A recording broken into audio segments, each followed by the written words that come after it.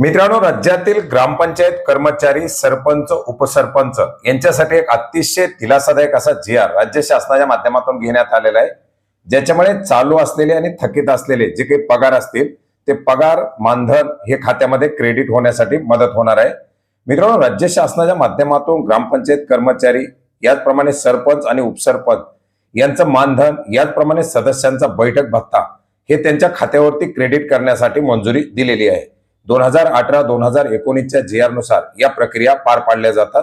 याचबरोबर 2022च्या जी.आर. नुसार राज्यातील ग्रामपंचायत कर्मचाऱ्यांना सुधारित मानधन देखील लागू करण्यात आलेले आहे आणि हेच मानधन वितरित करण्यासाठी राज्य शासनाच्या माध्यमातून आवश्यक असलेला निधी वितरण करण्यासाठी मंजुरी दिलेली आहे, ज्याच्यामुळे आता ग्रामपंचायत कर्मचाऱ्यांचं थकीत असलेलं मानधन, सरपंच, उपसरपंच यांचं मानधन, याचप्रमाणे ग्रामपंचायत सदस्य जे असतील यांचा बैठक भत्ता अदा करण्यासाठी मदत होणार आहे.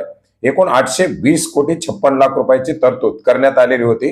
याच्यापैकी काही निधी यापूर्वीच वितरित करण्यात आलेला आहे आणि आता आवश्यक असलेला 123,08,00,000 रुपयाचा निधी हा वितरित करण्यासाठी मंजुरी देण्यात आलेली आहे, ज्याच्यामुळे सरपंच, त्याचप्रमाणे उपसरपंच आणि सदस्य यांचे बैठक भत्ता, मानधन हे वितरित केलं जाणार आहे.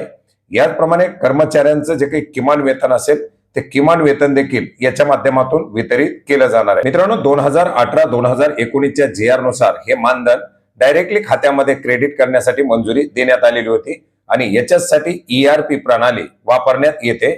याच्यामध्ये आपण जर पाहिलं तर राज्यातील ग्रामपंचायत कर्मचाऱ्यांचे किमान वेतन, याचप्रमाणे सरपंच, उपसरपंच यांचं मानधन, सदस्य बैठक भत्ता बँक खात्यामध्ये जमा करण्याचा निर्णय घेण्यात आलेला आहे आणि याच्यासाठी विकसित करण्यात आलेली ERP प्रणाली सद्यस्थितीमध्ये बंद असल्यामुळे सदर ERP प्रणाली पूर्वीप्रमाणे सुरळीत होईपर्यंत सहाय्यक अनुदान जिल्हा परिषद यांना वितरण करून जिल्हा परिषदेमार्फत संबंधित कर्मचाऱ्यांना अदा करण्यासाठी संचालक राज्य व्यवस्थापक कक्ष, पंचायत राज पुणे यांनी मान्यता दिलेली आहे आणि याच अनुषंगाने आता जिल्हा परिषदेच्या माध्यमातून हे मानधन वेतन वितरित केलं जाणार आहे. मित्रांनो, महत्वपूर्ण असा जी.आर. आपण maharashtra.gov.in या संकेतस्थळावरती पाहू शकता. याची लिंक आपल्याला या व्हिडिओच्या डिस्क्रिप्शन बॉक्समध्ये मिळेल. धन्यवाद.